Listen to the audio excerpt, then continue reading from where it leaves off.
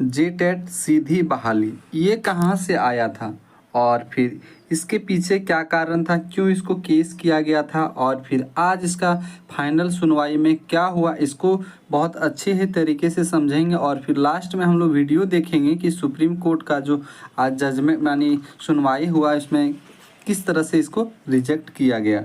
ठीक है, तो इसमें सबसे पहले जानते हैं कि ये जेटेट सीधी बहाली ये जो है 2012 कब का 2012 और 2016 इसमें, इससे पहले जो वैकेंसी आई थी इसमें जेटेट जो पास किए थे उसको डायरेक्ट बहाली ले लिया गया था। और ये जेटेट 2012 जो पास किए थे उनके लिए था, सिर्फ किसके लिए, जो 2012 जेटेट पास किए थे। लेकिन जो 2016 में जेटेट पास किए, कब 2016 में जो पास किए उनका भी कहना है कि हम लोगों को भी 2012 के नियमावली के तहत हम लोगों को भी डायरेक्ट बहाली किया जाए। जब ये वैकेंसी आती है सहायक आचार्य का, किसका, सहायक आचार्य का जो अभी चल रही है, इसी में यदि ये केस यदि जीत जाते 2016 वाले, यानी 2016 वाले ये जेटेट का जो सीधी नियुक्ति बहाली को लेकर के केस किया गया था, इसमें यदि ये केस जीत जाती आपका जेटेट वाले, तो क्या होता है कि सहायक आचार्य का जो 26,000 पद था इसमें लगभग 17,000 पद, कितना, लगभग जो है 17,000 पद वो जेटेट वाले को हो जाता है इसमें। उसके बाद फिर सीटेट वाले या तो फिर और जो अदर स्टेट से भी जो फॉर्म फिलअप किए हैं ये सारा इसमें जो है छंट जाता, यानी डायरेक्ट इसका यदि बहाली हो जाता 2012 की नियमावली के तहत तो यही होता। तो आज जो है इसी को लेकर के सुप्रीम कोर्ट चले गए थे 2016 वाले, इन्होंने एक अलग ग्रुप बनाई और ये सब ने पैसा कलेक्शन किया और डायरेक्ट सुप्रीम कोर्ट चला गया।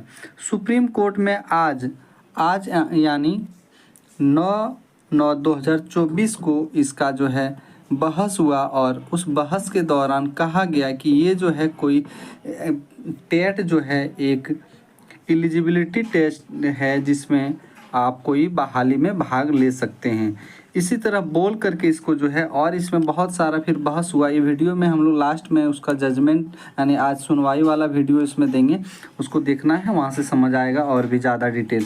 तो क्या है कि उसमें क्या बोला गया कि जेटेट जो है एक क्या है, एलिजिबिलिटी टेस्ट है, इसके माध्यम से आप कोई भी वैकेंसी में भाग ले सकते हैं, ना कि ये एक डायरेक्ट ये बहाली का है रिक्रूटमेंट की आप जेटेट पास कर लिए तो आपको नौकरी मिल जाएगा। आप लोग सीधे मुँह उठा करके आ जाते हैं कहाँ, सुप्रीम कोर्ट। तो क्या है कि चलिए इसको वीडियो दिखाता हूँ लास्ट में क्या है, और इतना जान लीजिए कि अब जो है कल का जो सुनवाई है जेटेट और सीटेट, जेटेट और सीटेट को लेकर के कल जो सुनवाई है 10 तारीख को, कब है सुनवाई इसको भी थोड़ा सा जान लीजिए। 10 तारीख को जो सुनवाई है इसमें बोला गया है कि अब इसी के अकॉर्डिंग यानी इसके अकॉर्डिंग जो है सीटेट क्या होगा, हो सकता है सीटेट इसमें जीत जाए, बहुत ज़्यादा यानी 80% चांस है कि सीटेट जीत जाए, क्योंकि इसमें जेटेट वालों ने इसीलिए केस किया है ताकि उसमें लैंग्वेज नहीं है या तो फिर क्या, और भी बहुत कुछ इसमें पॉइंट्स दिया हुआ है जो कि परिमेल कुमार और ये आपका कुछ मंडल जी करके हैं, सूरज मंडल, ये दोनों पक्ष और विपक्ष की तरफ से हैं और इन्होंने जो है केस किया है एक दूसरे, यानी दोनों केस किए हैं। तो चलिए दिखाता हूँ इसका वीडियो लास्ट में क्या है, आप लोग देखें। Examination, that's what your friend is pointing out from the other side. That itself is a ground for dismissal. And since that is the thing, so we'll not allow you to withdraw because that may not be proper way. If you have indicated, you please tell us. If you have not indicated, then you know it better than anyone else. You have not disclosed that, right? No, it's not disclosed. That's why I started by saying it has to go to the other court, connected matter. That's why I began by. Mr. Luthra, I'm sorry, I'm not saying it. You did not say that it has to go to the other court. You say that it should be tagged with that. That's what I said. Tagging is what I wanted. You said it has to go to the other court now. It's improper. It's improper, Lord, on my part. Second back. I'm sorry, Lord. I apologize. I'm sorry, Lord. I should have. I made a mistake, Lord. That's why. You don't expect this kind of submission from a counsel of your standing. I'm sorry. Or Mr. Siddharth Vitral and a senior counsel appearing for the petitioner. Stop. The National Council of Teacher Education has indicated